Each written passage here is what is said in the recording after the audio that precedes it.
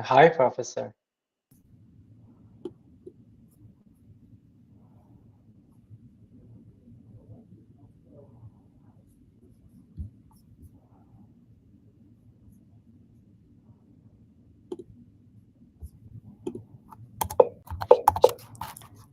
Hello, Prof. Hello. Yeah, Hi. Okay. I can hear you. Good. hi. Thanks for coming. Yeah. Thank you for inviting me. It's our honor. Yeah. It should be fun. Okay. It's always fun to give a talk to a group of people who are passionate about understanding reinforcement learning. It's going to be there's a lot of detail in this talk, so I'm kind of excited to see how many people ask questions as we go. Great. We're excited too. Good. Should I try sharing my slides? Sure. On the top right, the fourth one is sharing. Okay. I see.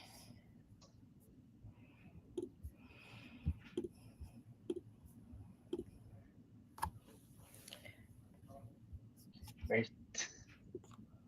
They have your slides, Good. Um, I'm not sure if I'm going to see anyone. Is it just going to be you or no one or? If you have the screen of this platform, you can see the chat box and also the people. Uh, if you don't have that screen, I can read the questions to you from the chat box and also give microphone access to people who want to ask questions. Okay, great. I can actually see the chat. There's like a chat box there. I don't know if I can just see you right now, but maybe only you have a camera. There's only 6 people, Yes, so yes. Now I only have camera, but if people raise their hand, there's an option that they can raise their hand. I can give them access to ask their question and open up their webcam if they want. okay, that sounds great. Great. Yeah, because usually what I do is I'll have my slides up, but I'm not playing it in full screen, so I can't. I'll be looking at this screen and I'll be looking at the slides as well. So I'll kind of try to be looking back and forth, which means, of course, that I don't get to see what slide's coming next, but I have a general sense of what's coming next, so that's Okay. okay. Okay. Thank you. So I think we can start on time and people will come up one by one. About 40 people signed up for the talk. And I think they will come up on. Okay, so welcome everyone. We are very honored to have Professor White with us today for this great presentation. I think we all know you from your great course from Coursera that many of us start learning reinforcement learning from that. And I think without further further ado, we can have your talk. Okay, great. And you guys can see my pointer here, it looks like. Yes, we can see that. Okay, perfect. I'm actually just going to make this a bit smaller. Okay, good. Okay, great. So today what I wanted to talk to you guys about is some work that we're doing on understanding actor-critic algorithms. I know this group has done a lot of reinforcement learning by this point. I think you guys have done, I think I'm one of the last talks actually. So you have seen a lot of in-depth things. I know Rich has given a talk. I know Adam has given a talk about experimental design. So I'm going to assume actually quite a bit of reinforcement learning knowledge here, but I'll still try to uh, say sort of basic things as I go along because there's always going to be different things that people remember.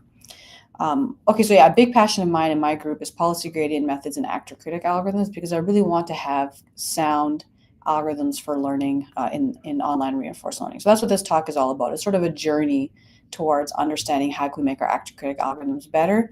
We are absolutely not at the end of that journey. So this is just starting to expose some of the issues and starting to think about what questions should we ask. Okay, so yeah, my goal for today is motivate why we need these. So, why don't we already have good actor-critic algorithms, or do we already have them? I'll tell you how I see actor-critic algorithms as approximate policy iteration and how that makes me think a little bit about the different components to these algorithms. Given that framing, I'll highlight what I think are three really important choices underlying actor-critic methods, and we need to think better about how to do each of these choices. And then I'll just describe one specific algorithm that we have introduced called greedy actor critic that is trying to address one of these choices. And throughout, I'll talk about a few other papers that we have related to this beyond just greedy actor critic.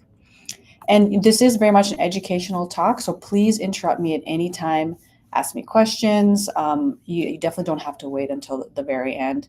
And interrupt me if I'm talking too fast or I cut out or anything like that. Good. Yeah, talks are more fun when they're interactive too. That way I know that you're following what I'm talking about. Okay, so the setting I really care about is the online reinforcement learning setting. So to me, that's a setting where you have an agent interacting in the real world, and it wants to be continually optimizing, and so it cares about the returns, the rewards it sees along the way. It's a very classic exploration exploitation setting, like you might have in online learning, and same with online reinforcement learning. So an example of this might be an agent that's continually optimizing operation of a drinking water treatment plant. Uh, and I'm starting off with this example just to get you a framing of the types of algorithms I want to create. It depends on the problem setting you're in. And so for me, I'm always keeping this kind of problem setting in mind. So actually, it is a problem, in fact, that I am working on. I'm looking at how could we have reinforcement learning algorithms that do process optimization or process control that continually adapt these parameters in the real world to save on energy costs and chemical costs and so on. So for example, I have worked on optimizing this specific water treatment plant. It's in a town in Alberta, Canada, where you have water that comes into a big tank. That water is mixed with chemicals added. So here's chemicals dosed in this big tank. That water then gets pushed through filters, which are in these yellow fenced off areas. There's filters underneath that. Clean water comes out the other end, and periodically you have to put clean water back the other direction through the filters to clean it. The filters are essentially like a sieve. So the sieve gets dirty, you have to push water back to make that sieve clean. So these kinds of problems are perfect for reinforcement learning because there's all these different parameters that need to be continually changed to get good outcomes. It's very hard to model. So you always want to be changing how much chemical are you dosing because the inlet water is changing all the time and those filters are degrading over time. So there's a lot of interesting non-stationarity here, and we want our online reinforcement algorithms to do well in these kinds of problem settings. Okay, so I'm not going to talk more about this setting. I just mostly wanted to get you a feel for what is the settings that I really care about. Okay, so for these kinds of problem settings, we want this to be online. Like I said, we want to adapt as it's in deployment. Of course, you don't have a simulator, so you can't do multiple streams. There's many RL algorithms out there right now that are very popular, that are like PPO or A3C that use multiple copies of the simulator. So we can't have that. We have to think about what algorithms are going to work if I'm just have one stream, I'm optimizing in the real world. And we need those algorithms to run for a long time. So they have to be constantly adapting, and we can't have these things where they drop off and degrade or start performing really poorly over time, as we also see sometimes. So, I'm sort of already alluding to that we don't necessarily have algorithms that can do this very well yet. And a lot of our deep RL algorithms, we're starting to get there, but they currently are not very good. There's quite a lot of issues in them. And that's both not a great thing, but it's also exciting. It means there's lots of stuff for us to understand. So let me just give you a little bit of evidence how they are bad. And in fact, if you went to Adam's empirical talk, then he would have talked a little bit about this as well. But I'll just point out a few of these results too. Definitely what we have noticed in my group is that a lot of these actor-critic algorithms, these deep RL actor-critic algorithms are quite finicky. Sometimes they work very well. Sometimes they work really poorly, like, SAC fails in Mountain Car, but it does really well in these other problems. They have lots of hyperparameters and they're quite sensitive to those hyperparameters. And, we think something's not working. We just keep layering on more tricks to try to make it so that it actually works.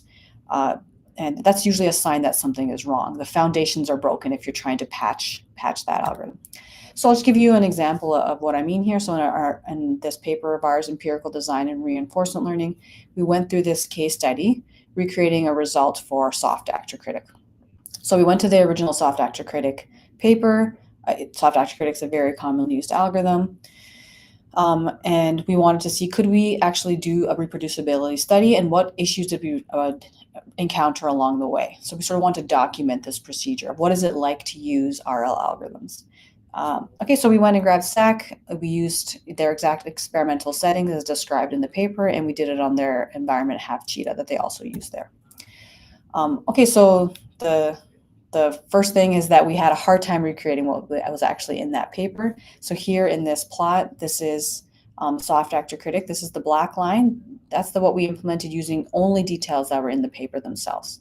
Okay, and then the wonderful student that actually went and tried to do this reproducibility study, then went and dug into the code. And of course, there's always important tricks that are added, this layering that I'm talking about to make things work. One key detail that we found was to add an exploration phase. That means in the beginning of learning, that policy is not updated. You just act randomly for, let's say, the first 10,000 steps, and then you actually turn on learning and let it continue learning from there. This additional detail is this green line right here, so that's where we're actually starting to get somewhat similar performance. Okay, and I'm also just including DDPG, which is a baseline that they used in their work. So that's already, you could say that's interesting because this clearly we can get good performance with these, but what such a small implementation detail that was not included in the algorithm, not explored, caused such a huge difference in performance, which is a bit disconcerting. Additionally, now, if we actually take those implementation level improvements and add them to DDPG, we get significantly better performance at DDPG as well, which is another we can call actor-critic algorithm. So here, when we added to DDPG, we added this exploration phase as well. And we also reconsidered the noise that was used for exploration. There's a couple different options you can use for DDPG. Now we were getting almost as good a performance. Not as good, but much closer to what we have with SAC. Okay, so this is sort of just telling us that there's the base idea we have in our algorithms, and then once we start adding tricks to these methods, there's a lot of different properties that emerge, and it's hard to understand. Okay, but one thing you could say is, going through this study, we're like, okay, just because they didn't report this in their paper doesn't mean that we don't have a good algorithm here. So now we as a group have a better understanding of SAC, and we should be able to make it effective in other environments beyond half cheetah. Okay, but when this then also ends up being false. So that implementation level detail worked really great in half cheetah, but then when we use SAC in other environments, arguably ones that you would call simpler environments, so some of our classic control environments like Acrobat, Mountain Car, and Pendulum, there now we're seeing that SAC, even with some of these implementation level improvements, is failing. So it does, perfectly fine sometimes on like Acrobat. It does well here on Pendulum. So SAC here is the red line. But other times it's performing quite poorly, like I mentioned, especially in Mountain Car. I'm going to get you to ignore these other lines for now. Greedy Actor Critic, which is the black line, is the algorithm I'll tell you about later. And Vanilla Actor Critic here is just what if you did something like SAC, but you didn't include entropy and some of the other things you do for SAC. So more of a vanilla Actor Critic algorithm.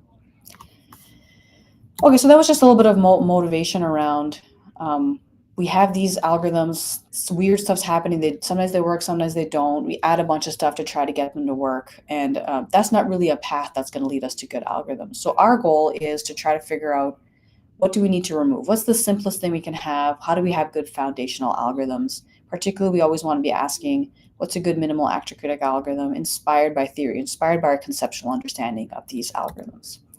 Okay, so that's where now I'm going to turn to. Let's step back and really think about, what is actor-critic? What does the theory tell us about it? And can we start designing better algorithms? I'm going to actually pause here for a moment in case you guys have any questions so far. And I am monitoring the chat as well. So if you don't want to put your hand up or ask out loud, you're absolutely welcome just to type a question out, and I will pay attention. Okay, I'll keep going. All right, you guys just learned all about policy iteration. There'll be a few slides reminding you about it, so you can see how actor-critic looks like policy iteration. So policy iteration is really built on what is a foundational result in reinforcement learning. It's sort of really normal to you now, so you forget how interesting and important this result is. And that's the policy improvement theorem. So this policy improvement theorem says, if I have a current policy, it could be a random policy, it could be quite suboptimal. So I have my current policy, I go get its action values. I can now go get a new policy, pi prime, by being greedy in these q pi. So I'm sort of doing this local improvement where I just say, from the state, take a better action, and then continue following pi. The policy improvement theorem guarantees that pi prime is at least as good as pi. So that's a really important result, because it lets us estimate these quantities for the current policy and then guarantee improvement even with just these local changes. It's actually kind of neat. So a lot of algorithms are built exactly on that idea, and many algorithms can be seen as some form of policy iteration. So in its most pure form, policy iteration looks like this, exactly what I just described. You take your current policy pi, You're going to go and extract q pi. So you're going to go find q that is equal to q pi. Then you're going to go get the greedy policy. So I'm going to call that greedifying. Sometimes that's called the improvement step, but I'm going to call it the greedification step. You're going to get your new policy pi prime that's greedy in this q, and then you're going to go and get q pi prime and so on until, and we know that this procedure is eventually going to iterate to optimal policy. Okay, of course actually I should add that similarly, we don't just have to do this in its most vanilla form. It's very common to add entropy regularization. So we don't just have to do this for deterministic optimal policies. We can also get exactly the same kind of results, but with soft policies like softmax policies or Boltzmann policies. So entropy regularized setting would just look like going and getting the soft greedy policy in q pi. And so, for example, here we might go pick the Boltzmann policy. The greedification step looks like go take the Boltzmann policy on Q. And sometimes we'll call this the greedy entropy policy, because what this says is go pick A, that is the one that has puts the highest probability on A that's high valued, right? So it's going to try to make this number high, but I want you to entropy regularize. So I want you to have a soft optimal policy. And so there's also guarantees around if I needed to find the optimal soft policy, then this procedure also reaches the optimal soft policy. Okay, so sometimes this entropy regularized setting, the thing you actually get as a solution to this is the Boltzmann policy, also called the softmax policy, which just puts a softmax with some entropy parameter, tau, or temperature parameter around these Qs. So the exponential is still going to put high value on the high probability on the highest value actions and lower on the lower valued action, but now it has some probability on all the actions. Okay, that's an aside because we're going to use entropy regularization a lot going forward. So I just want to point out that this result has always been true for both perfectly greedy or soft greedy policies. Okay, so in reality, what we actually do is approximate policy iteration. And the most common one that you were probably thinking of would be approximate policy evaluation, and we still do exact greedification. So this is things like what SARSA might do or Q-learning, for example. So here, like, you're still going to start with your policy pi, but you're not going to do the effort of going all the way to getting q pi. You're just going to update q a little bit to get closer to q pi. You're going to get a slightly better estimate of q pi, and then you're going to go greedify again. You're going to act greedily according to that new q before getting that full q pi. So like I said, things like Q-learning are doing this, and still we're going to have maybe some results about whether we're going to get here. I'm being a little optimistic about how quickly this will get you to q star or pi star, but this is what we would hope would happen. My point for this diagram is mostly to show that we're not going all the way to q pi. Okay, and of course you can actually do both approximately as well. So here you can say I'm going to take my current policy pi, I'm going to go get closer to q pi, but not going to go all the way there, and then I'm going to greedify, but I'm also not going to go all the way towards the greedy policy. So both of these steps can be approximate. Okay, and here, typically the way that we're actually doing this in Actor-Critic is that this is exactly what the role of these two things are. The critic is this q that we're estimating, we're always trying to get it closer to q pi, and the actor is the thing that's the parameterized policy pi that's trying to get closer to the greedy policy. Okay, so many actor-critic algorithms can actually be seen as doing this because they keep explicit parameterized policies that are policies and q that are approximating both of these steps. And let me just be more explicit about how it is that they're actually doing these two things approximately. So here I'm just going to give you sort of like a representative actor-critic algorithm. It's not SAC or PP or something specific. It's sort of like what they all look like as in a generic form. So for Actor-Critic, the agent is going to interact with the environment. It's going to take some actions A according to its current policy. Then it's always going to be storing that data in a replay buffer. So our deeprl algorithms are always going to store data and use mini batch updates on that data. So we're going to have this buffer of transitions that we have from interaction. Okay, and so given that we have that, now the question is how our Actor-Critic update actually, what it looks like for these settings. So we're going to sample some mini batch from the replay buffer. I'm just going to pretend like we sample one transition because it's just easier to show the updates for one transition. But you can imagine we average over multiple transitions as we always do for a mini batch. So then we're going to grab that sample and then we'll go update our critic using our favorite policy evaluation algorithm. Let's imagine we'll go update with SARSA to go get this QW to be closer to Q pi theta. So of course, one SARSA update is not going to bring QW all the way to Q pi theta. So that's clearly an approximate policy evaluation step. And then after that, we'll go update our actor, and that we will usually use something like a log likelihood update. And so then in this update, what we do is this update here is implicitly just trying to increase this expected value of Q under action sampled from pi. So this is actually telling us what's the value I would have for my policy pi. If I try to increase this, so if I try to change theta so that I make this number bigger, then I'm trying to change pi theta so that it has higher likelihood on actions that have high value. That's how I'm going to maximize that number, right? So by trying to increase this, really what I'm trying to do is greedify. I'm trying to put more probability on high valued actions, so I'm trying to become more and more greedy on those high valued actions. Okay, so this update is exactly trying to maximize this. It's just one stochastic sample of that. And we can actually do exactly the same thing in the entropy regularized case. The only addition is that we also add an entropy regularizer here. So otherwise, this vanilla Actor-Critic update looks very similar in both cases. So it's still trying to increase this likelihood of high valued actions, but it's also trying to make sure it doesn't concentrate fully and keep some entropy. So it's gonna keep some probability spread out. Good. Okay, so this leads me now to, this is what our Actor-Critic algorithms look like, and it helps us start to try to diagnose, if we are thinking about them as proximate policy iteration, and this is the structure that a lot of them have, then what are the parts that we can improve to make our algorithms better? And so to me, there are three key choices for these algorithms.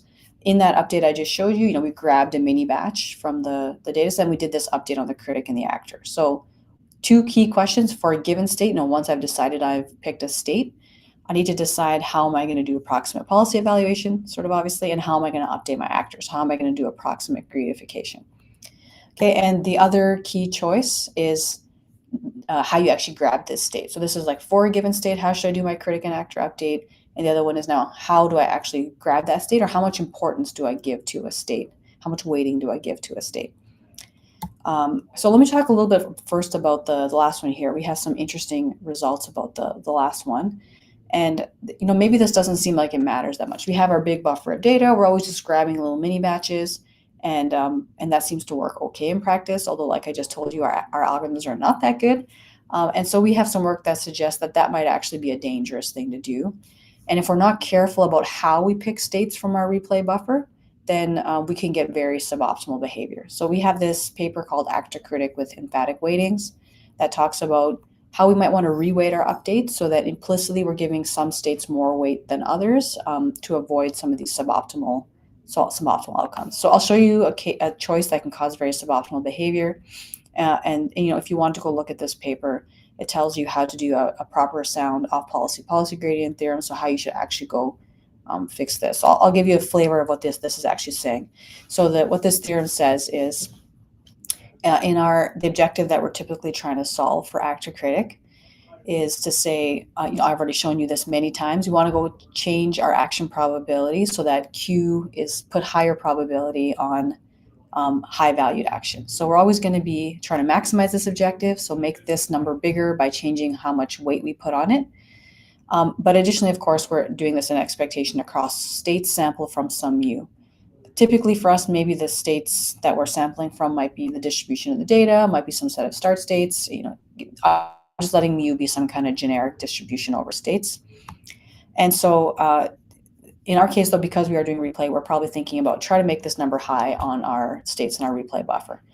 So what we showed in this paper is that if you use this update to try to optimize this objective, that this can actually cause bad outcomes. You get suboptimal solutions, even though these two things match. So it feels like this should be reasonable, but it is actually an incorrect thing to do. So here, if we do exactly what I just showed you, grab S from the replay buffer and do this update, that's going to could cause suboptimal behavior. And the fix is actually just to change the weighting out in front. So here, instead of grabbing S from mu, you should grab S from something that's called the emphatic weighting, and then you'll have a valid gradient for this. So here, actually, I should say this is not equal to, the gradient of this J is not equal to this, it's actually equal to this. Okay, and so here is a little small counterexample we gave. We have this environment here, just 3 states. There's aliasing between these states that makes it hard for the policy to pick the right action in both of these. So it has to prioritize one of these states, and it should prioritize the state that leads to the optimal reward. So it should care about making sure that action 0 is chosen in S1 rather than choosing action 1 in S2. But if you put too much weight on S2 in your replay buffer, then it's going to prioritize getting this transition correct, and you're going to end up taking A1 and S1 and getting a suboptimal policy. So that's exactly what happens in this. If we take what we've called the semi-gradient, which is this incorrect gradient I showed you on the last slide, that's the thing that underlies all of our off-policy actor-critic algorithms, then you could converge to this orange solution here. So this is the objective value on the y-axis. We've converged to a suboptimal solution. If you take this correctly weighted one, then you're going to converge to the optimal solution. And even though you can't tell from this, we started plotting this a bit late. We started them both close to the optimal solution, and this one moves away from the optimal solution. So it's not that it's stuck in a local minimum. It truly does not think that that's the correct answer and moves away from the correct answer. Okay, so that's one thing to pay attention to. It's something we ignore often in our actor-critic methods, is how much weight we put on our states can have a huge impact on the optimality of our policy. I will point out that it may not be a broad problem, partially just because we have such over-parameterized networks. So in cases where you have huge neural networks and smaller problems, or if you have the tabular setting, for example, cases where you can perfectly represent for this state, this is the action I want, and there's no aliasing, then actually this doesn't become a problem. So I think one of the reasons we might not see it being a broad problem is we still have giant networks relative to the size of our problem. But as we want to learn more and more policies, and we get huge data sets or huge problems, I think this is going to be a problem that starts coming up more. Okay, that's one. Now let's go to the other two. I'm going to primarily focus on the second one and move into this greedy actor-critic algorithm. But I'll just point out that there's lots of work on this first question. So the first question, remember, I'm trying to tie this back to what does the theory tell us we should be doing? And we don't necessarily have to listen to exactly what the theory says, but it's a good way to get inspiration and to conceptually think about what could be going wrong with my method, and what does at least the theory think is a reasonable thing to do. So there's quite a lot of work on how do we do approximate policy evaluation and still get nice convergence properties. So there's particularly lots of nice recent theory on accounting for errors in the action value. So when you only do this approximate policy evaluation step, assuming you then do exact greedification. So you go get the true greedy policy. So there you don't have a parameterized policy. You're actually going to go get the true Boltzmann policy, for example. And this is particularly in the case where you use a KL to a previous policy. So this idea is sometimes called like a trust region, and in other cases it's been recast as a mirror descent update. So there's this big flurry of work around if we do mirror descent like updates, even with some error in Q, we can actually kind of average out that error and get nice convergence and low error on our solution. So I've just linked a few papers here that I really like, Politics, and this other paper called Mirror Descent MPI. Okay, I'm not going to talk more about that one now. There's other groups that are doing really cool stuff there. Let me tell you a little bit more about what I think is also a great question, which is now, what if we don't do exact greedification? We have a parameterized policy, and now we need to do approximate greedification. So we're going to update our actor. There's, in this case, lots of theory if we do what one might call exact policy evaluation, or at least unbiased policy evaluation. That might be a case where, for example, in reinforce, you go and you actually sample a return underneath this policy, or in PPO, we're almost sampling a return because the lambda return is so close to being a proper return. So there we have lots of great theory for, if I have unbiased samples of my policy gradient, then I'm actually just doing gradient descent, and we have lots of great theory around gradient descent. So what is really open is if we have both approximate policy evaluation and approximate greedification. There's a surprisingly much less understanding in that setting, even though that is the setting for our actor-critic methods. Before I go just a little bit more into what insights we have brought in about that question, I want to just go a little bit more into why do we even have to do approximate greedification? Because I feel like this is a question that usually gets asked for me. If it's such a big deal, if we could just do exact greedification, approximate policy evaluation, if that works, why don't we just always do that? So this might not be a question you have, but maybe you'll have it now that I show it to you. So like I said, if we have Q, why don't we just go get the Boltzmann policy if we know that that's the greedy policy to have? So the first one is for discrete actions, we can always go ahead and use the softmax policy, for example, or the greedy policy. I can go grab the argmax action, or I can go grab this Boltzmann policy by just computing the softmax on those. I have 10 actions. I just go get a softmax on my Q for those 10 actions. No problem. That is the exact greedy policy for my Q. So I'm going to call that pi entropy because I told you before that this is the same as getting the greedy policy plus some entropy term. And this tau, you can always set it so that as it gets closer to 0, you get closer and closer to getting just the full greedy policy. Okay, but in the continuous action case, we can also define the Boltzmann policy. We can go ahead and get a Boltzmann policy on Q. But now sampling from this Boltzmann is very expensive. And so we want to be able to take actions quickly from our policy, and the expensiveness of this sampling is a problem. It may not be obvious to you why sampling from the Boltzmann is expensive. So sampling from a table of probabilities, super cheap, very easy to do. We all know how to sample from a table of probabilities. But remember here, this is a continuous action setting. So sampling from this is not a cheap algorithm. Nonetheless, not a bad thing to do. In some cases, it's worth it, but in other cases, it's too expensive. Okay, the second reason we might not be able to do exact greedification is in this case where I told you where we add a KL divergence to the previous policy. So I'm making maybe a few two assumptions here, but a lot of actor-critic methods, when they do their greedification step, the actor update, they'll also add a KL penalty. And this KL penalty to the previous policy says, try to greedify, but don't change your policy too much. And there's, like I said, nice results around why it's a good idea to have this KL term that says don't change your policy too much. So we'll say, there's going to be some weight in front of our KL term that says how much you should stay close to your previous policy.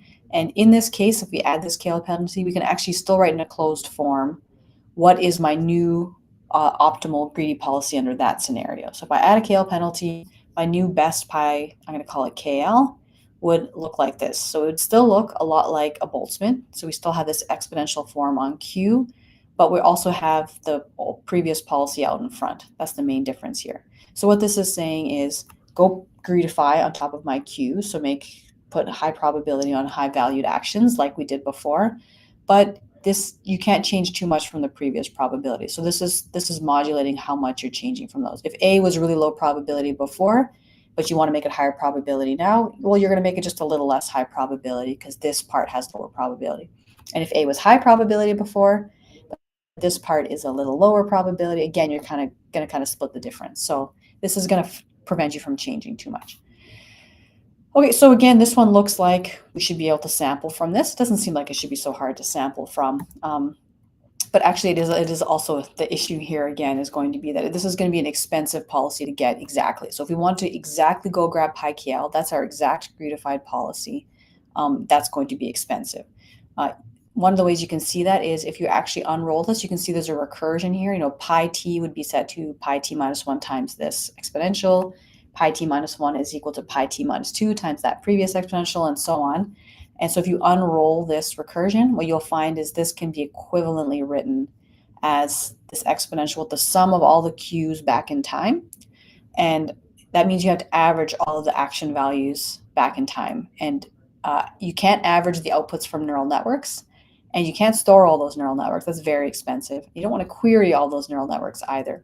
So trying to do this in deeprl would be very expensive. There's cool algorithms out there trying to figure out how to approximate this. So that could also be a direction, but nonetheless pointing out why it would be hard to just directly use this pi KL. Okay, actually, once again, I'm just going to do a brief pause here in case there's any questions about this, because I do know these are some pretty specific details.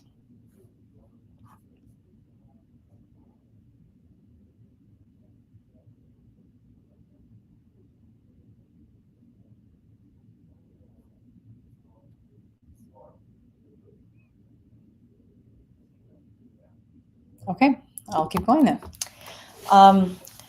Okay, so the purpose of those slides was just to motivate why we need a parameterized actor and why we can't do full greedification. So why we need to have this approximate greedification. We know we can't do full policy evaluation. That's also a difficult thing to do. So we are stuck in this world where we need to do approximate policy evaluation and approximate gratification. And like I told you, this is the case where we have less theory about it. So let me tell you how we do approximate gratification. Then again, I'll tell you a little bit about how we try to improve on this. So when we do these actor updates, what we're really actually implicitly doing a lot of the time is we're trying to move ourselves closer to these greedy policies. For example, closer to the Boltzmann policy. So let's imagine our desired policy is this entropy policy or the Boltzmann policy. Our algorithms actually end up looking like change my theta so that I move my current policy pi theta to be closer to this greedy policy. So that's that arrow that's moving closer to pi theta. This update doesn't look a lot like the previous one I showed you, but actually, if you go and compute the gradient of this thing, you'll find it's exactly what we had before. So if I take the gradient of this KL towards my pi entropy, it's going to look exactly like this term that we had before. So this was a go increase the likelihood of actions under Q. This was that exact update that we used in our canonical actor-critic algorithm, and then plus that entropy regularization. So this is exactly the update we had in those previous slides. No approximation of any kind. Exactly that update.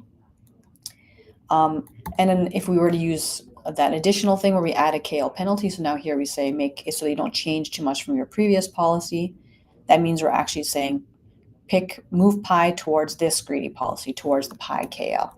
Okay. Okay, so here that would look like if we actually go look at this gradient, we'll find that it looks like, again, this same increase the likelihood of high valued actions, but also add this KL penalty. I just want to point out that there's two different uses of KL here, because I think it can get really confusing how much we use KLs in actor-critic algorithms. Like SAC uses a KL, but then so do some of these mirror descent algorithms. Like I said, there are actually two different roles. One of the KLs is actually saying, minimize my distance to a policy that I care about, like a target policy. So that's really part of the loss itself. That's my target loss. And then the KL penalty is a different role. The KL penalty is about don't change my policy too much. So just pointing out here, this KL has nothing to do with the penalty. That's just truly the loss, or in this case, the objective that I'm trying to optimize. And then this other one here is adding a KL penalty.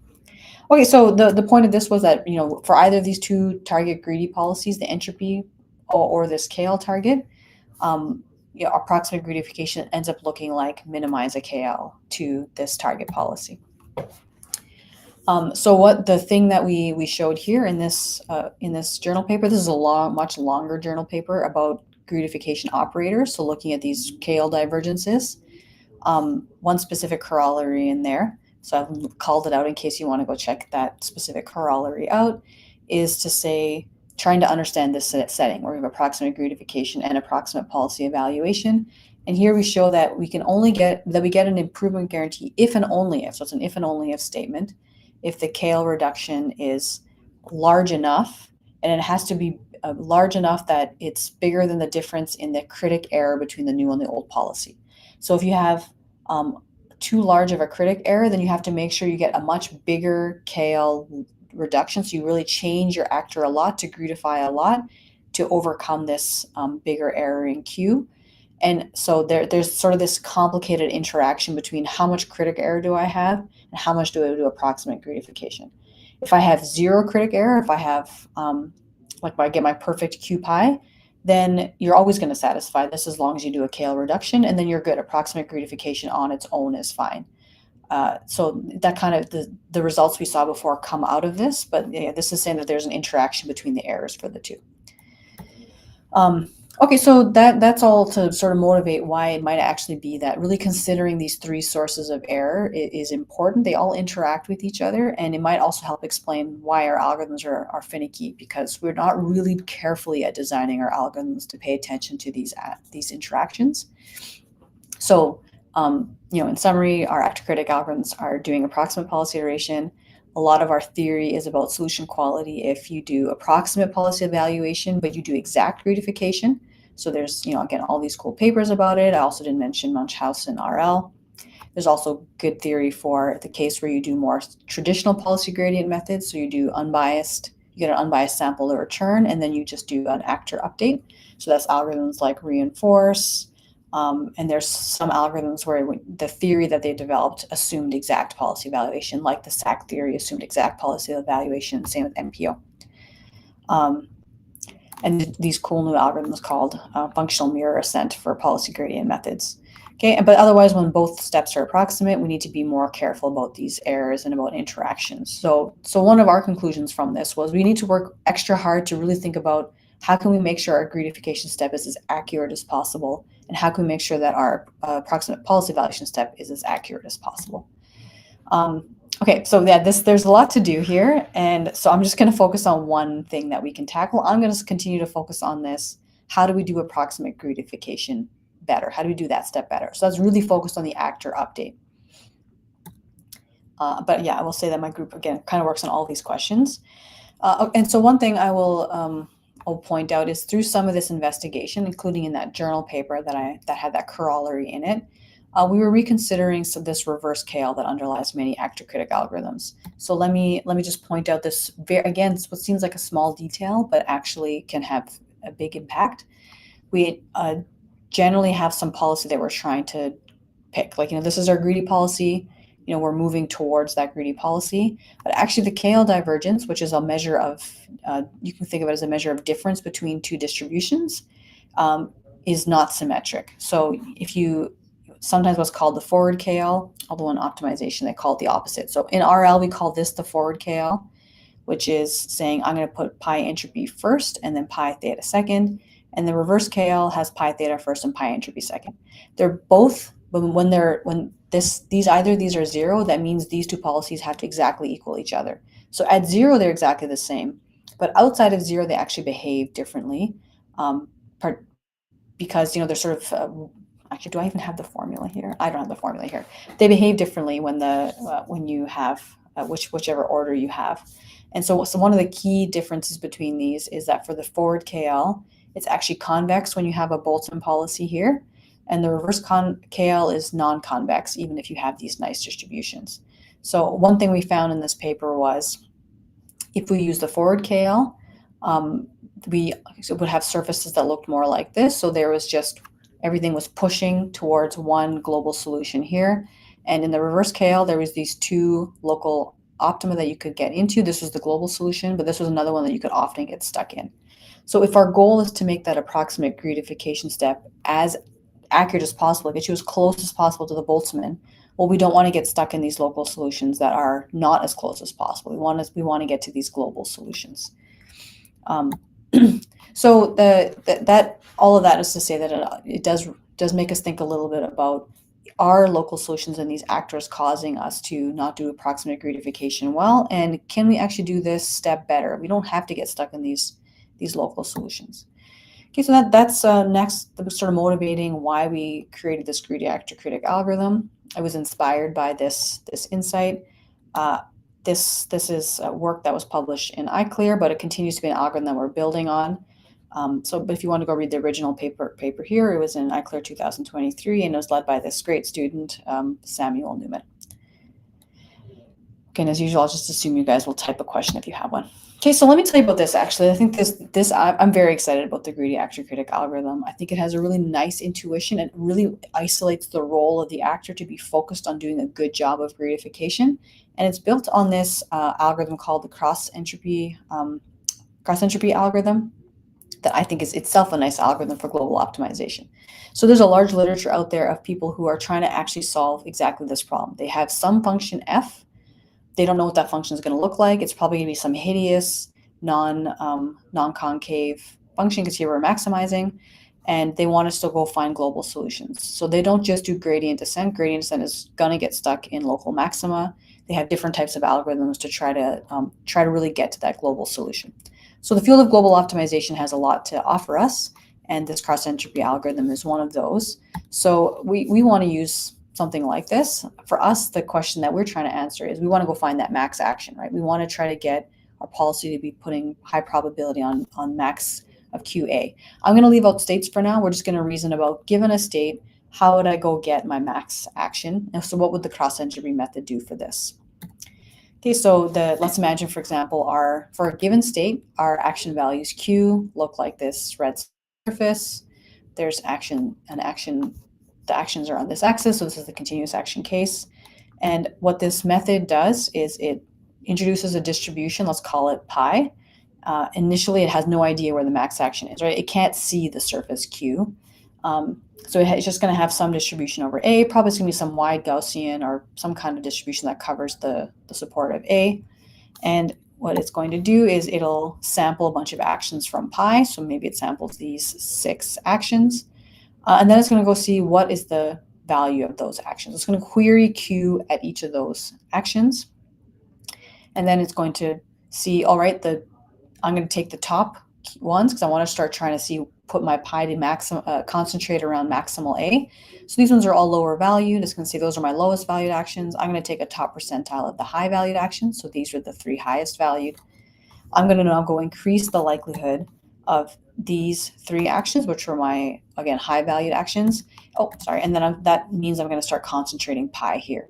Then on my next step, I'm going to sample from pi again. It's going to start sampling in this space now. And slowly I'm going to start concentrating more and more on this action, which is actually the maximal action. So this is going to be an iterative process where pi is slowly going to greedify. As you can tell, it looks a lot like our actor-critic methods, actually. It's going to start greedifying towards getting to this maximal A.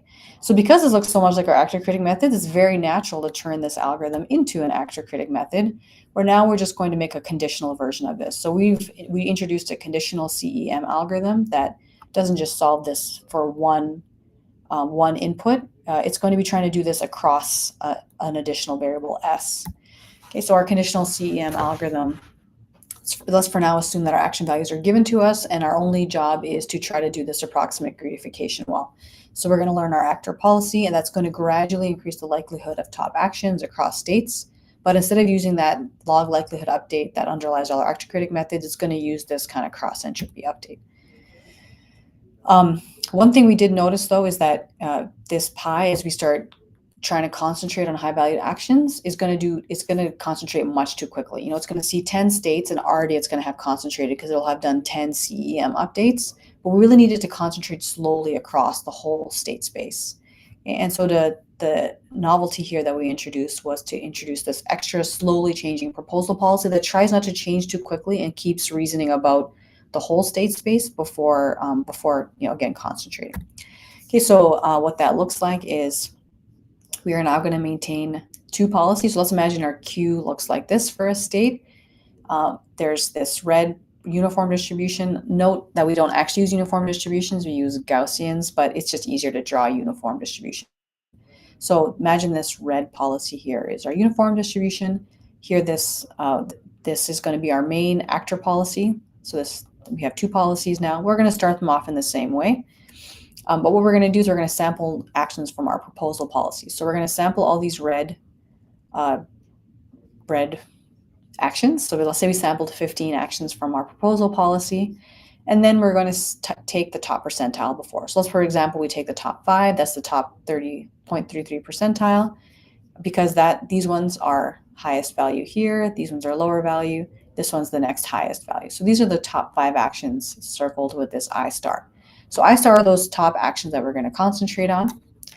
Okay, and then what we're going to do is take those top 5, and both the proposal and the actor policy are going to increase the likelihood of those actions. So here, for example, maybe your uniform starts putting a much more probability on those. And for our proposal, though, we don't want it to change so quickly. So we're actually going to entropy regularize it and make sure that it changes much more slowly than this one. So the actor can start greedifying a bit faster, but we want the proposal to be paying attention to the broader surface of Q. So it's going to concentrate less quickly. That's kind of what this diagram is trying to show. This one concentrated more. Here, the red is a bit broader. Okay, and then we'll do that again. So now, again, we'll sample from this proposal policy. We've sampled a bunch of actions. They're all going to be sampled from these regions. Here now, these are the highest top 5. So we're no longer actually putting any value over here. We're going to concentrate here. And so this is going to shrink. This one is also getting a little bit more concentrated, but the actor is more concentrated. Good, I know. Again, continue. So this is just a procedure that continues across states each time we grab a new state.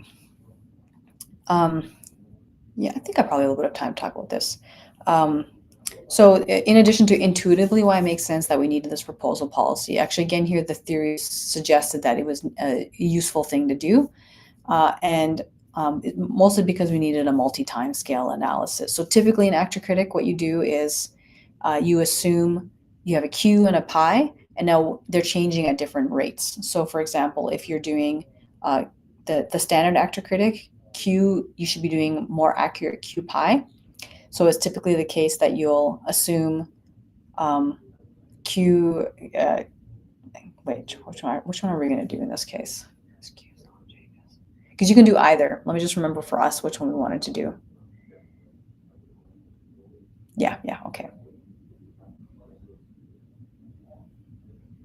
Okay, so what we assumed here, because we were thinking of this more like a Q learning setting, is that you need to have these at different time scales so that you can imagine it's like you have your policy fixed, and then you're updating, letting Q pi get closer to Q pi, or you can do it the other way around. You can also say, I want to make my greedification more accurate, and then allow Q pi to change afterwards. So they have to be working at different time scales so that you've done enough of one step before you do the next step. So that's what we did here, is that this multi-time scale analysis said, let's imagine Q and pi tilde are changing at a slower time scale, and then we can update that actor. So the Q is changing at the slowest time scale. It's almost like we imagine Q is fixed, as I showed you. Then the proposal policy is changing at the next time scale so that it's giving time for it to see all the different states, and the actor can be changing at the fastest time scale.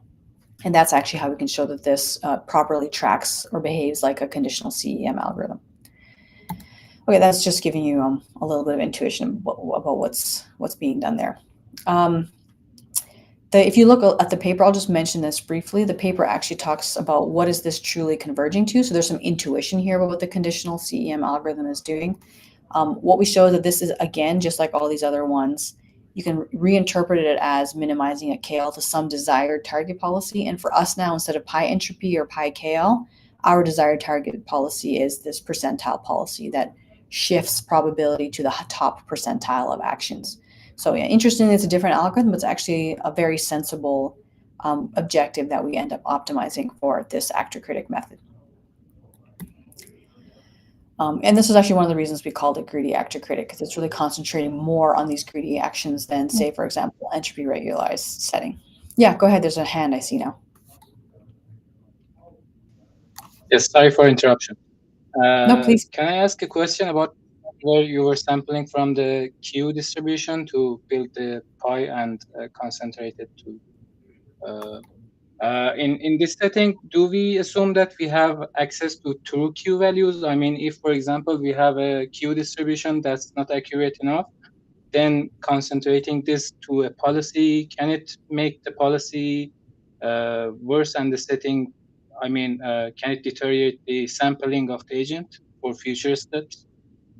Yeah, it's a great point.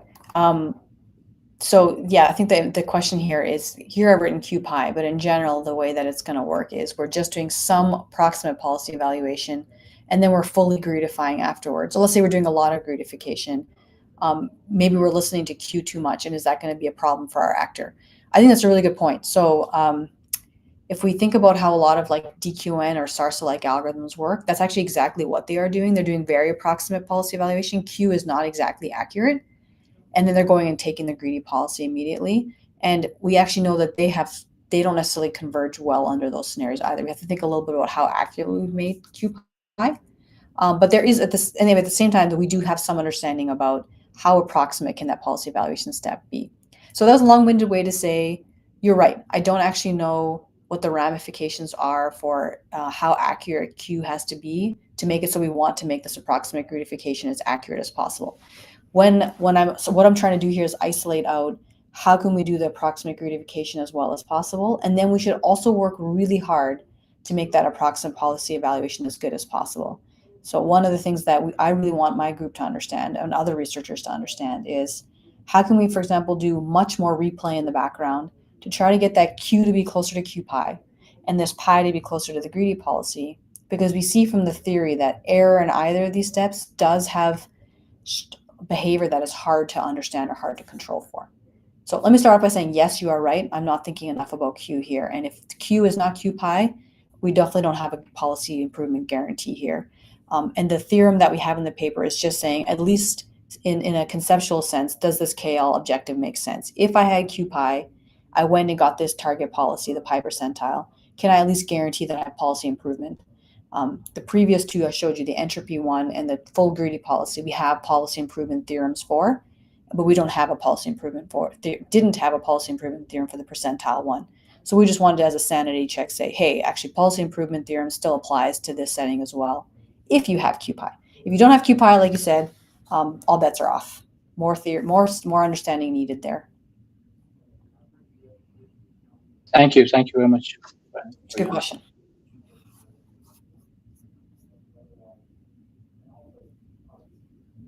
Any other questions?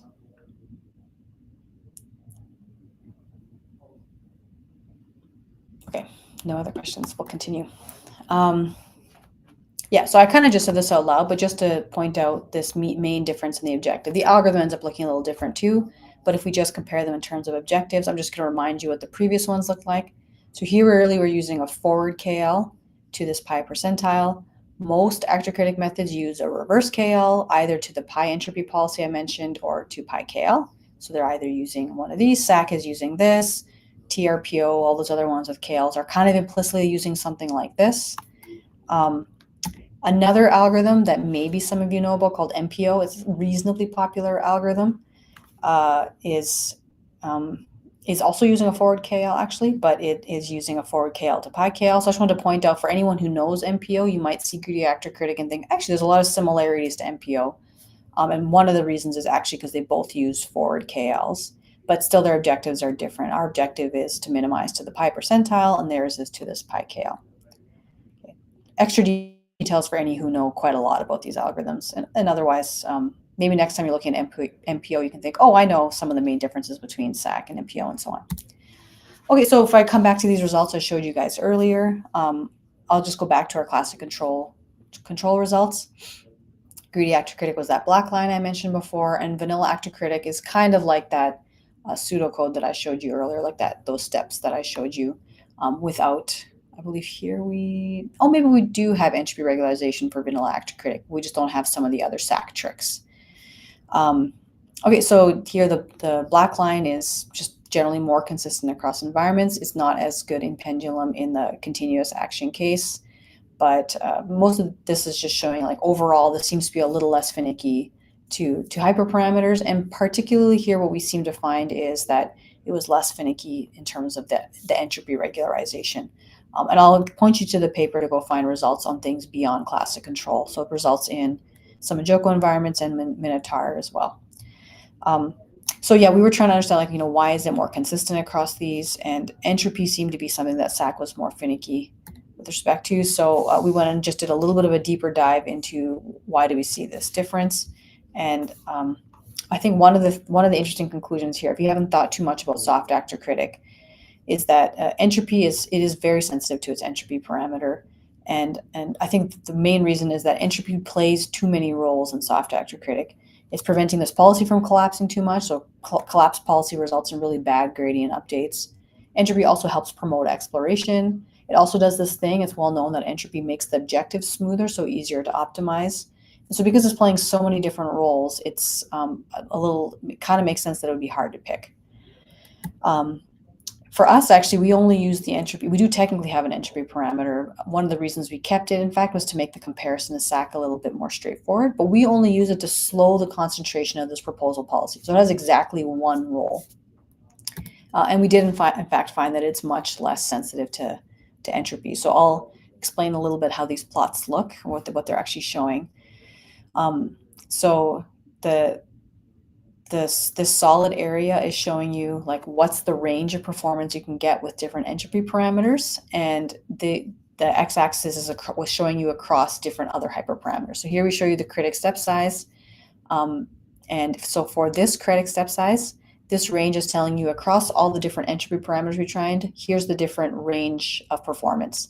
So this would be like, this one is the value for the best entropy for this one, and this is the value for the worst entropy for this one. And here for SAC, this is for the best entropy you could pick, and this is for the worst. So what these plots are showing, the wider it is and the lower down it is, the worse, because lower down means you're just generally performing poorly across all critic step sizes for any entropy parameter. But if it's wider, it's saying that it can do well, but for many entropy parameters, it's very bad. And so here we're generally seeing better performance with less wide bars, suggesting less sensitivity to entropy. Okay, I've run out of time, so let me get to my conclusions. Sort of a high-level conclusion is that some of the finicky behavior of our actor-critic methods might in fact be due to all these different interacting components. How do we reweight our states? Did we get our critic error low enough? Did we do enough greedification? Really those three key things that I think are fundamental to our actor-critic methods. For trying to get towards simpler and less finicky algorithms, greedy actor-critic is reasonably promising. We have had an easier time setting this percentile parameter, how much you should concentrate. Should I take the top 20% of actions, 30% of actions? It's a bit more of an intuitive parameter than something like entropy. But this is only one part. As exactly as someone asked, this is really just looking at that actor update. But now how should we do the policy evaluation update? So it's really only one part of the puzzle, and we're still really trying to understand the other interacting choices. I'll point out that we have a recent paper in the Reinforcement Learning Conference this year, trying to look at taking these updates and taking the mirror descent versions of them to really emphasize not changing the policy too much.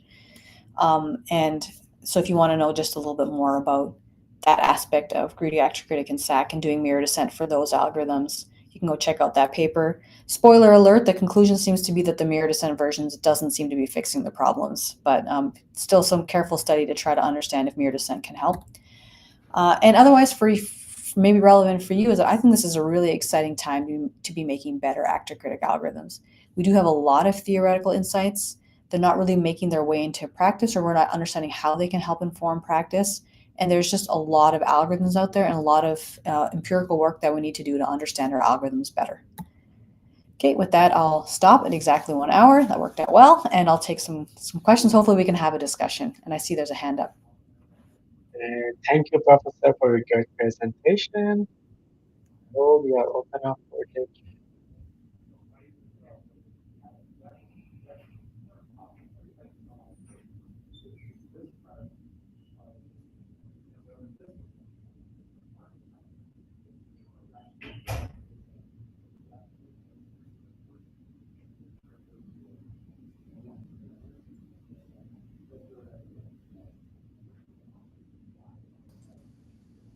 Hi, Professor White. Hi. Can you hear me loud and clear? I can. Yes. First of all, thank you for your perfect presentation. I'm Sobhan Siamak, and PhD student, and it's my honor to talking to you. I follow your reinforcement learning works in Alberta University. I have two questions actually. My first question is general question. When you answer the first, I'll ask the second question if you agree. Sounds great. Thank you.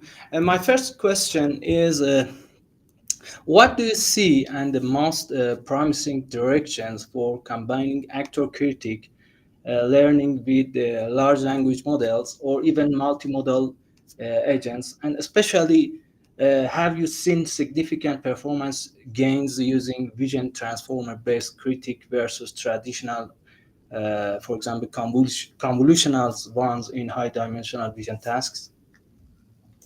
Okay, these are great questions, but actually I'm not well positioned to answer them. I don't work with LLMs because largely I care about problems, like I said, more like these process control problems where you have lots of sensory information and there's lots of representation learning questions that need to be answered there, but you don't have internet scale data. You're not using RL to then say, for example, do smarter fine tuning on LLMs. So I'm not going to have a great answer for you. Let me see if I can answer something about the multimodality, because I do think the multimodality question is interesting. Maybe you can say something more about what you're asking about for multimodality. Yeah, thank you. And my second question, and important question for me actually, is of course decision transformer. Decision transformer. Yeah. That use a combination RL and LLMs. I want you big picture and perspective of you about actor critic RL help decision transformer. How actor critic help decision transformer in your mind and in terms of better decision making. Okay, I mean, I guess I can say just a little bit about it, even though like I said, I don't really work on that specific problem setting. But I do talk to others who do think about this problem setting. I mean, maybe one thing you can notice is that for a lot of these scenarios, people are using more on policy style algorithms. Like, for example, they're going to be using PPO and they're going to be doing rollouts with PPO. Let me start off by there. Do you agree with that?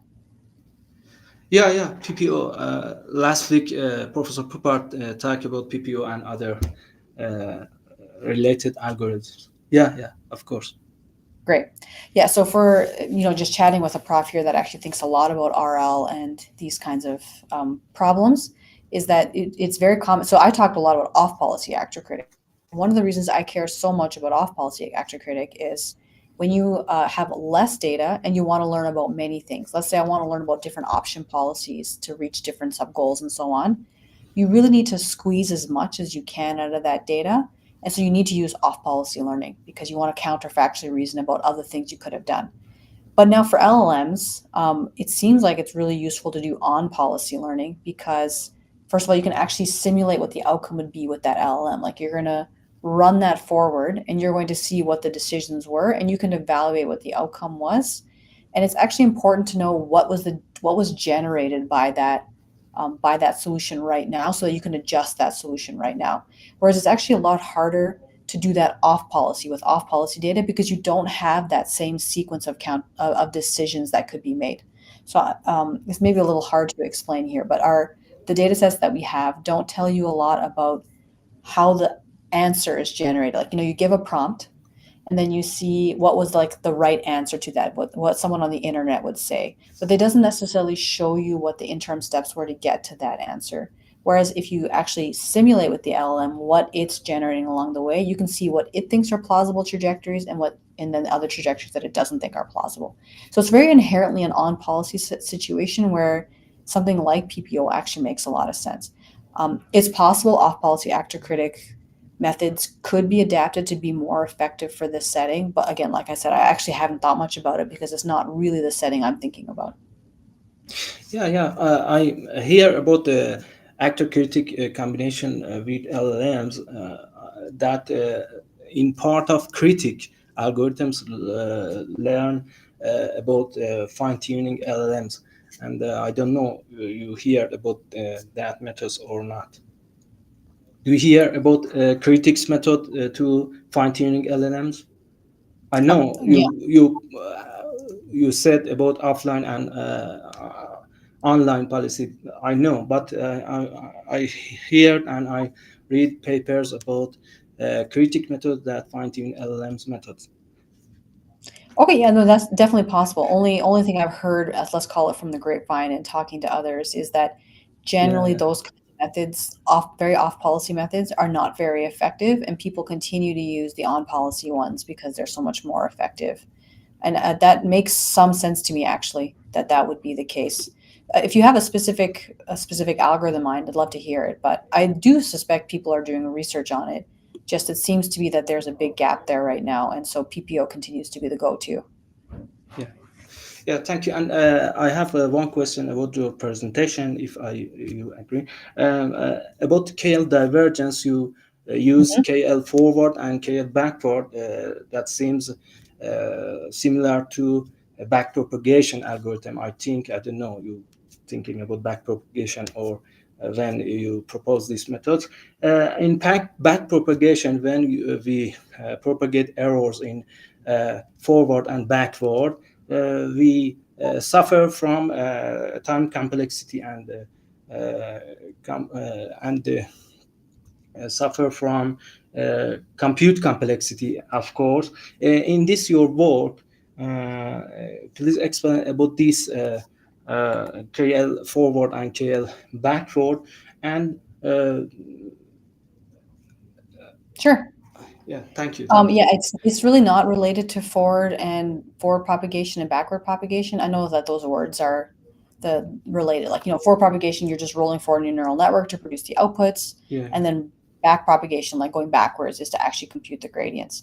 But here the forward and the reverse is actually about, I wish I had the formula there. I don't know why it's not in my slides, but if you look at the formula for a KL, it looks like the following. You have like an integral, and then you have the policy, and that's the first policy. In fact, I'm just going to go jump to it. Like, for example, here, I'm just going to go to the forward backward slide very quickly, and then I'll get there. Here. So when you have whatever this first policy is, when you have this integral, the integral is first policy log of first policy divided by second policy. Okay, so what ends up happening is if the first policy is this one, then you're sampling actions in that integral according to the entropy policy. If the first policy is this pi theta, then you're sampling actions according to that pi theta. So it ends up changing the support of the distribution, where in order to do a good job of matching pi entropy, you have to match its support. Whereas for this one, because you're sampling from pi theta, pi entropy doesn't have to match the support. So pi theta can actually shrink onto a mode. So sometimes the way people describe this is the forward KL and RL is mean seeking. It tries to keep itself broader and match pi entropy. And reverse KL is mode seeking. It's going to jump to different modes and concentrate on a mode, even if you have a bimodal target distribution. So yeah, again, even though forward and reverse, the words look like forward propagation and backward propagation, has nothing to do with that. Yeah, and you mentioned non-convex event for nice distribution. You mean in non-convex in general, your proposed method work well, or yeah, it just means that the reverse KL, even if, for example, these are nice, like this is a linear distribution with a Boltzmann on the end, like this is an exponential family, for example, this is still going to be non-convex, but there's cases where this is going to be convex. That's all that means. Yeah, thank you so But much. in both of them, when you have deep RL, they're both going to be non-convex. But the last layer, at least in deep RL, will be convex for the forward KL, but non-convex for the reverse KL. Yeah, and for the last question, you mentioned KL loss and KL penalty, but you show to us one formula. Please explain about KL loss and KL penalty, that and difference between these in your presentation. Thank you. Yeah, absolutely. Yeah, so what I was just trying to distinguish is sometimes you'll hear about the role of KL in reinforcement learning. So, for example, in this paper that we have, which is the investigating forward and reverse KL divergences, they were really thinking about the KL as an objective. So, like, should I use pi entropy first, so forward KL, or should I use pi entropy second as my target? And that's really just my objective. I'm trying to minimize this KL objective in order to get closer to my greedy policy. But then separately, we also use KLs just as a regularizer. So when I say penalty there, I mean as a regularizer to not move away from your policy too much. And so whenever we talk about using KL in Actor-Critic, there's these two different roles that we use KL for. One for the main objective, one just as a regularizer. And I just wanted to point that out because often when people hear about KLs, they end up thinking about one that they have in mind, but there's actually just these two different roles. I hope that helps. Thank you so much. Thank you. Okay, and there's a question here in chat. Okay, how do group-related policy optimization methods compare to conventional actor-critic approaches in terms of yielding more stable or efficient learning dynamics? Under what conditions does this advantage become more apparent? Okay, it's a great question, but I actually don't know what group-related policy optimization is. Would you mind unmuting and telling me what group-related policy optimization is?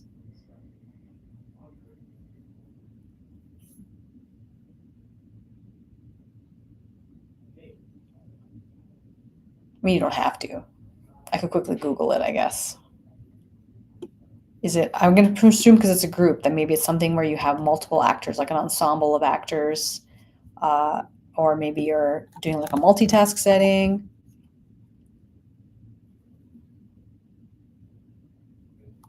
Maybe this is this deep seek math stuff that you're thinking of.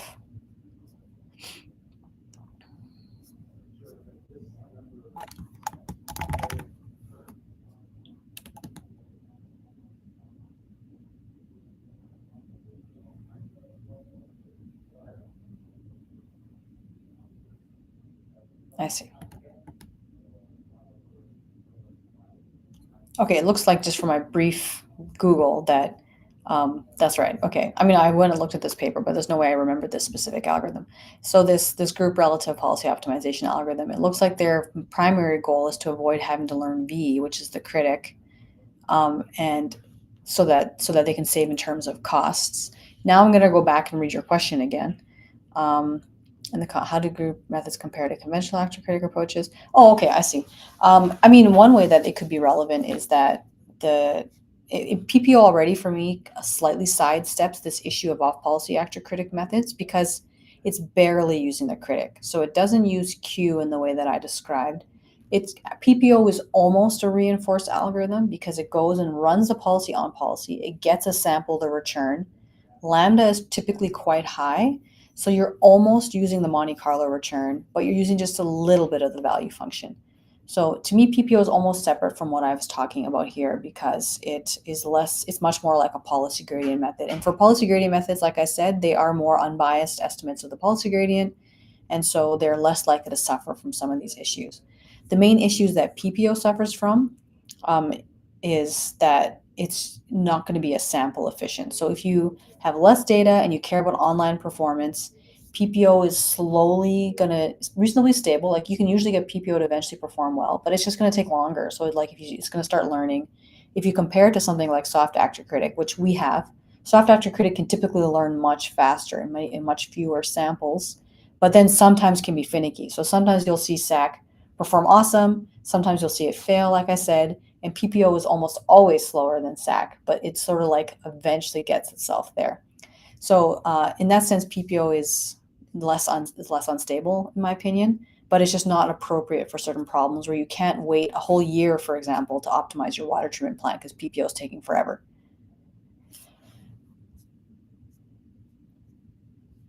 Hope that answers that question. Okay, Amin says he wants to know the case of multi-agent systems.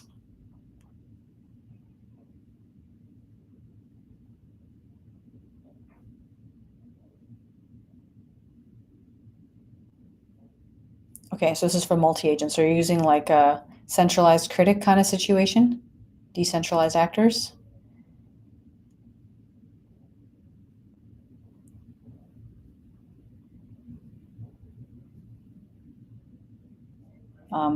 Yeah, got it. Again, I'm not a multi-agent RL person, although I am kind of interested in that problem setting. Do I have any suggestions?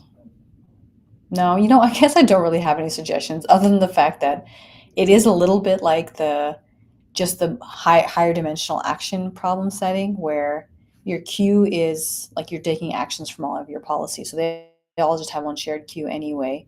And then you just have a separate policy. It's like as if there's no covariance between those policies. So similar strategies for actor-critic should hopefully work for that problem setting as well. But I do know there's weird interactions if you don't give enough information for multi-agent systems. So I don't have a great suggestion for you about what to do about sharp fall and scores. What I would do in your place if I was working on this problem would be to try to go diagnose what's going on. So do you see, for example, if you look at the weights for your action values, are they like steadily increasing over time? Or when there's a sudden drop in score, do you notice anything about your policies? Like have they concentrated a lot? Do you see that, like, again, you can look at their variances and see how that's changing over time. So I would start to go try to get some investigation of like what are the properties of my action values and of my policies, and can I see if something is happening at that time to diagnose what's going on, rather than just trying to patch on a solution, like trying to see what's wrong. If you could actually like quantify and like document what you find is wrong with it, that's a pretty interesting result, paper worthy in my opinion. What algorithms do I recommend for sparse reward problems? I guess RL is designed for credit assignment, so I suppose all the algorithms you're using are hopefully effective for sparse reward problems. But I am a big proponent of traces, like eligibility traces and lambda returns. So, for sparse reward, where you do have to assign this credit really far back in time, better understanding our lambda return algorithms, I think, is important.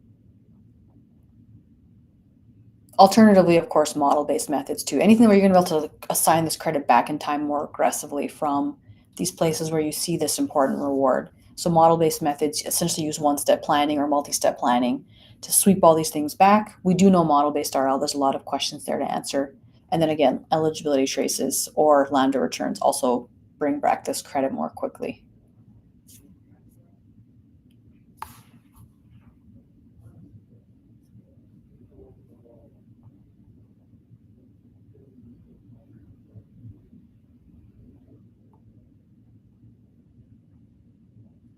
Maybe this is a plug actually for an algorithm we've recently been working on, which is called QRC Lambda, published also at the reinforcement conference this year, as well as an algorithm called Gradient PPO, which also uses Lambda returns. So we did like a forward view and we did a backward view version with Lambda returns, and actually both seem to perform very well. QRC Lambda is like more like a SARSA Q-learning like algorithm, but it uses gradient TD methods, and my lab loves gradient TD methods.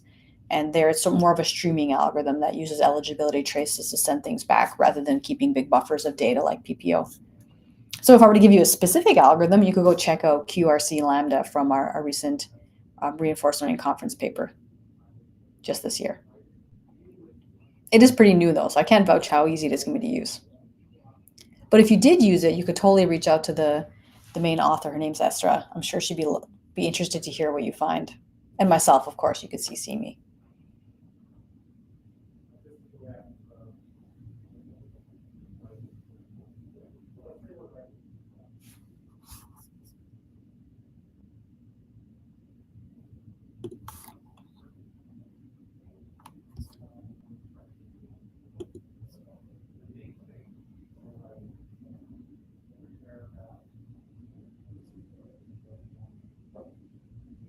Thank you so much for a great presentation, Professor. I don't see any other question. So if there is none, I just want to ask a closing question. Okay.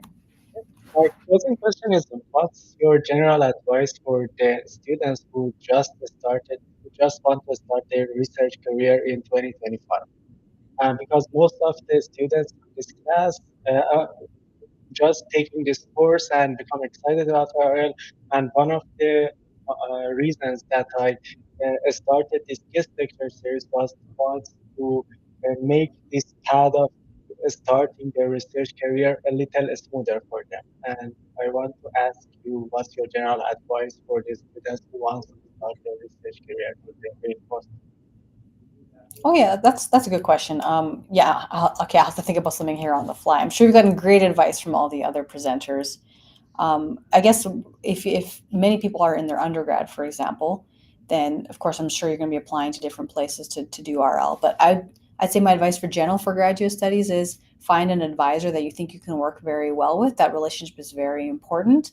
Be open to working on lots of different things, because when you start, it's good to just get exposed and be really trained. So being willing to work on even really small problems, or just rigorously doing something small very well, is a great way to get some traction and then to start growing from there. So you'll slowly start asking more and more ambitious questions over time. And being satisfied with doing a smaller thing very well in the beginning is both useful for science, but also useful for training. And then otherwise, if you want to try to approach different professors to work with, like let's say you want to go work with Michael Littman, for example, it can be hard to email those folks and get an answer because they get so many emails. One thing I've been starting to think could be useful would be to actually go grab one of their papers and either recreate a small experiment or really understand one part of that paper and say, I read this paper, here's the thing that I noticed about it, I think this could be really interesting. So being maybe even just a little bit more precise about a problem. Researchers love talking about their research. So if you tell them, I truly want to understand your paper and I did this thing as a follow-up, they're more inclined to answer. Now, I know that's a bit of a high risk thing. You might end up putting effort and you won't get an answer. So I'm loath to recommend it, but I'm suggesting it anyway. And then otherwise, it's also good to reach out to other graduate students who are in RL and ask them what their experiences have been like, just learn from them. That's a good thing. And if you're starting a research career in RL, I'll say this is a hard time in some sense because everyone's obsessed with LLMs. So there's already questions here about RL plus LLMs. My only other advice is just think a little bit about what you want from your graduate studies. If you want to do graduate studies like master's and you really want to go get a good industry job, then it's absolutely a good idea to go do RL plus LLMs. If you want to do longer term, you have a research career and become a professor, for example, then don't worry too much about chasing the current fad. Like in next 3 years, it's going to be something else. It's always something else. So work on what you think are important fundamental problems. Working on what everyone else is working on is actually pretty hard because you're competing with what they're doing. So that was a lot of miscellaneous pieces of advice. Thank you. I think they are very great advice. Thank you for them. So I think with your great advice, we can end the session. Okay, again, thank you for accepting our invite. We are very honored to have you today with us and have your great presentation. Yeah, you're welcome. Thank And thanks for the good questions. Thank you. Have a good rest of the day. Yeah, have a good evening. Bye.